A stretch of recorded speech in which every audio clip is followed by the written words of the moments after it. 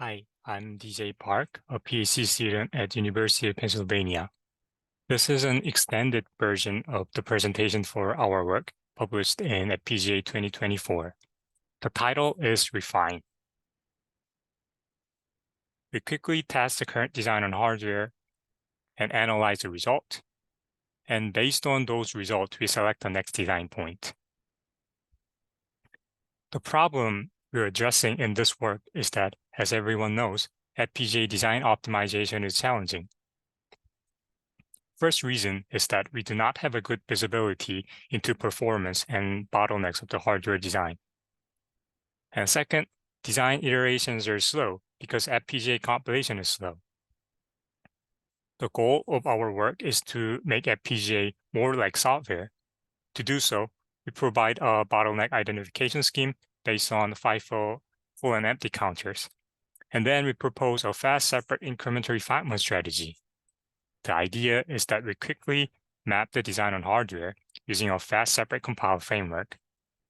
And based on hardware execution results, we incrementally refine the design using this fast compile approach.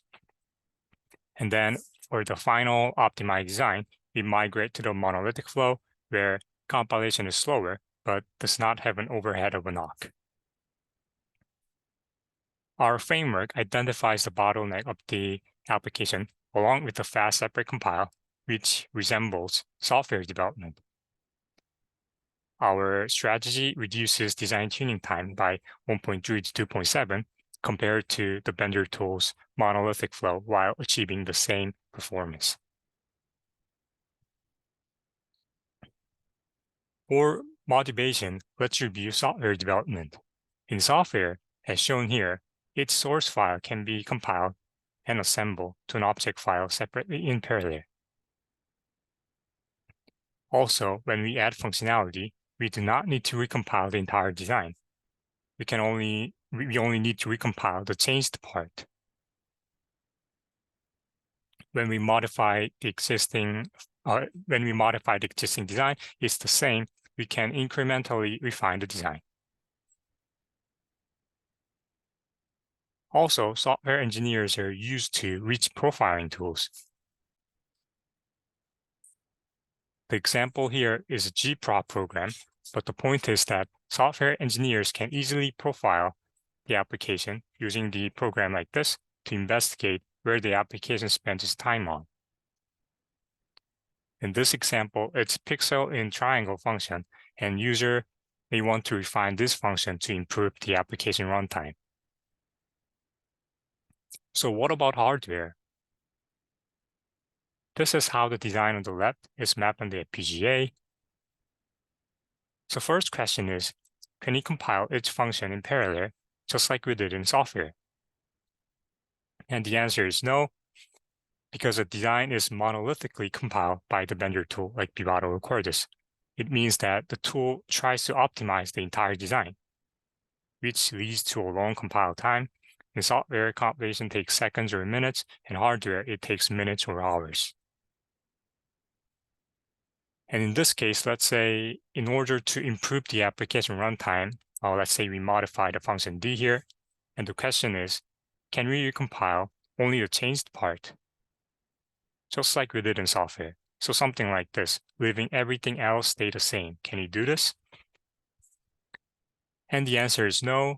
If you compare these two, you can see that the entire design is monolithically recompiled, which leads to a long compile time again.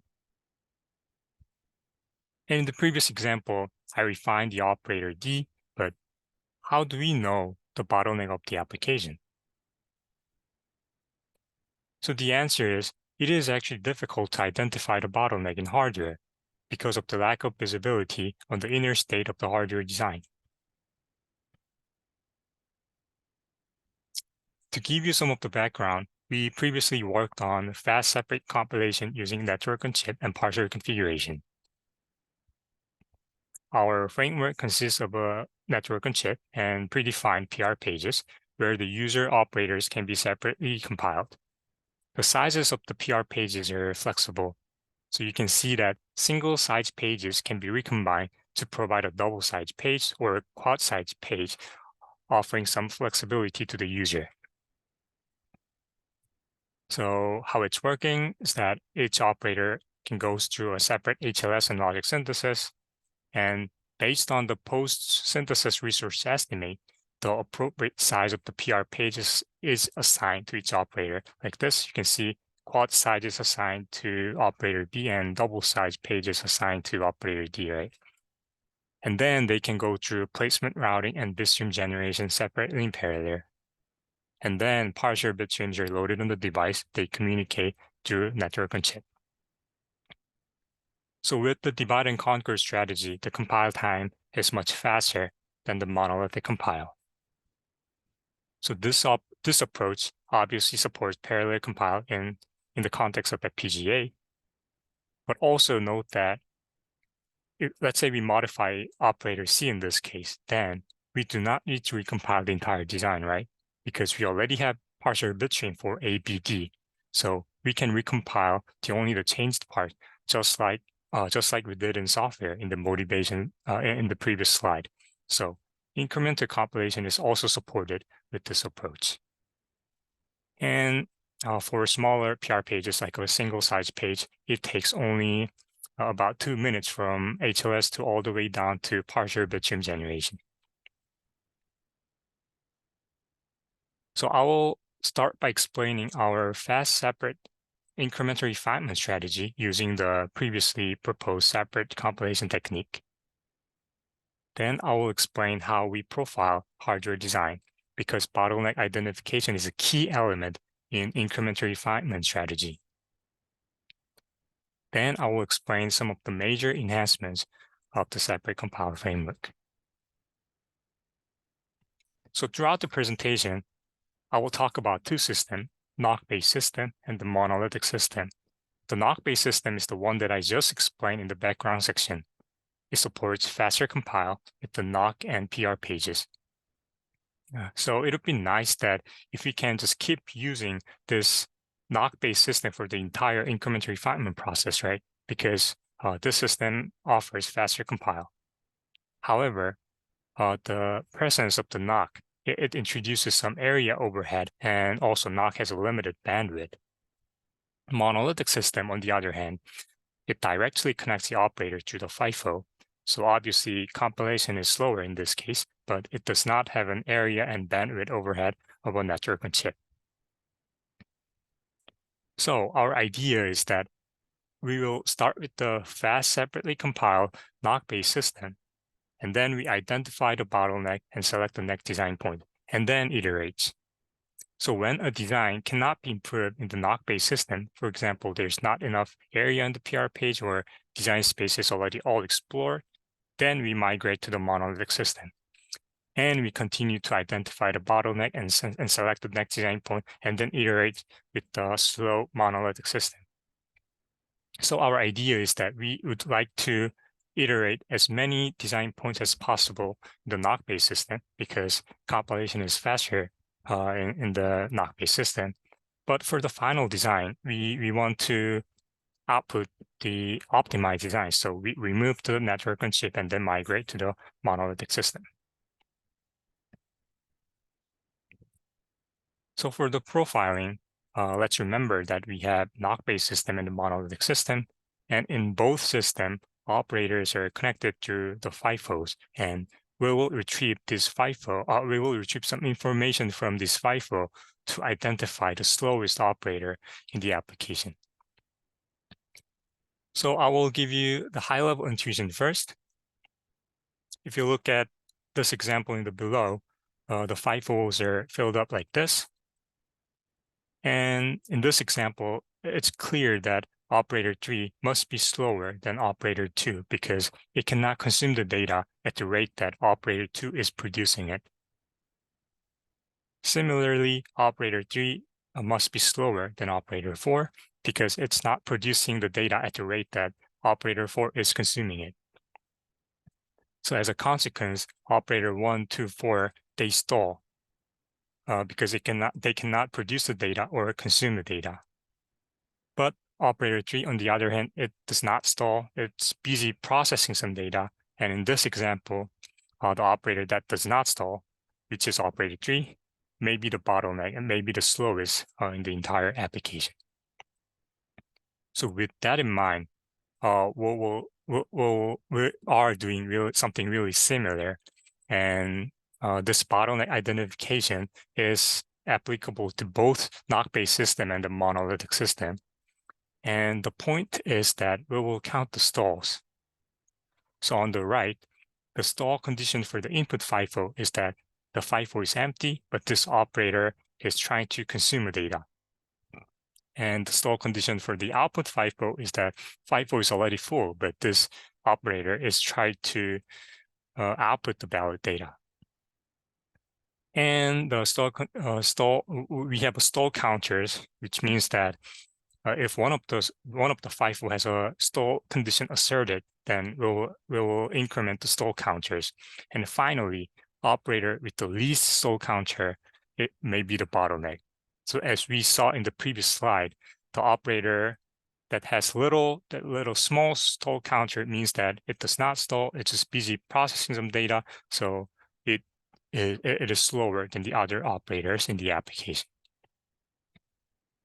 So also in the NoC-based system, we can tell whether the NoC bandwidth is the bottleneck at all.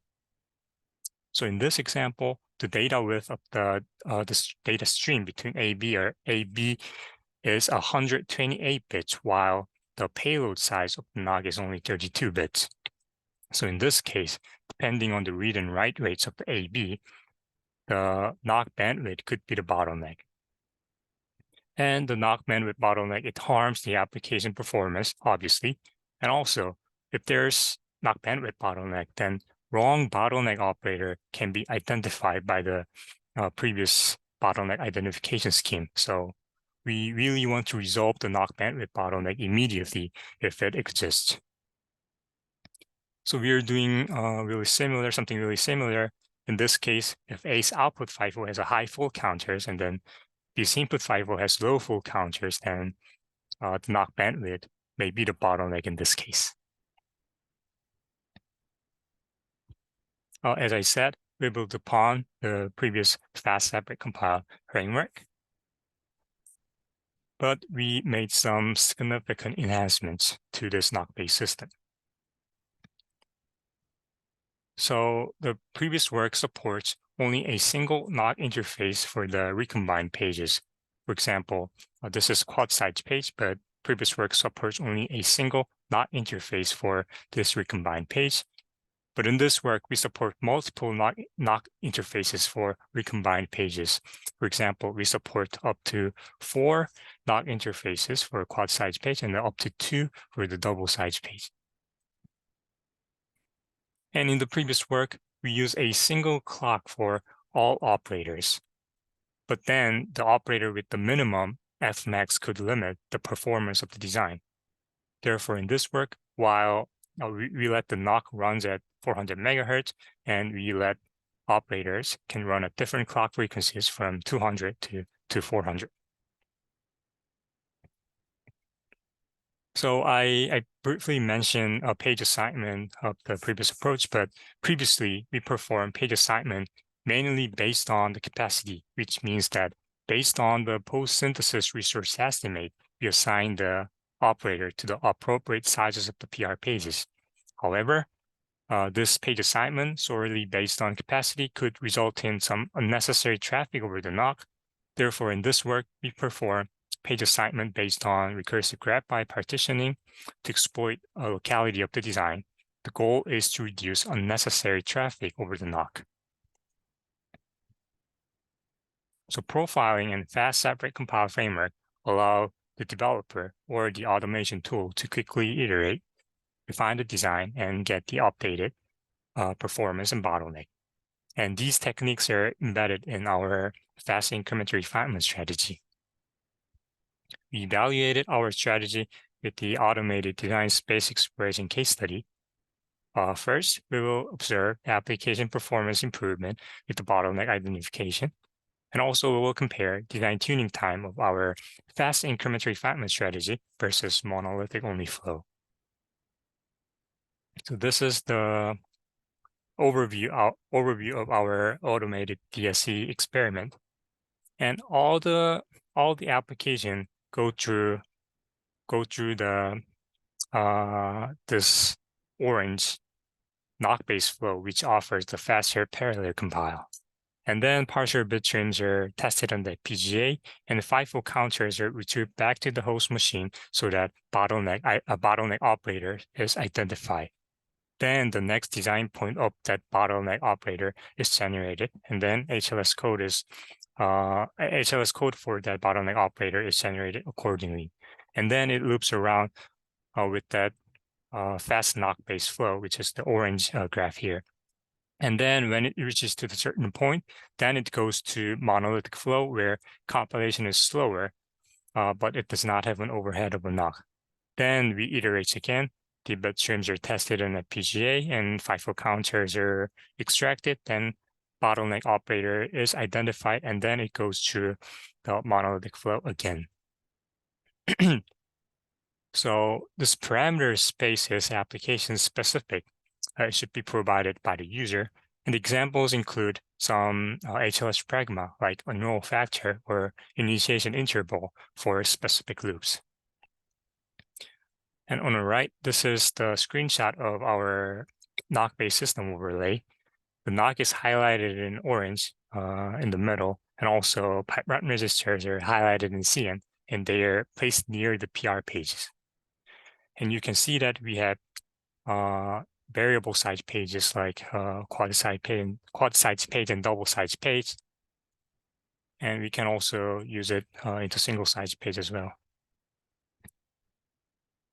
And this is just a trace example. I just wanted to show how we actually do the incremental refinement. So this is the initial mapping of one of our CNN benchmark.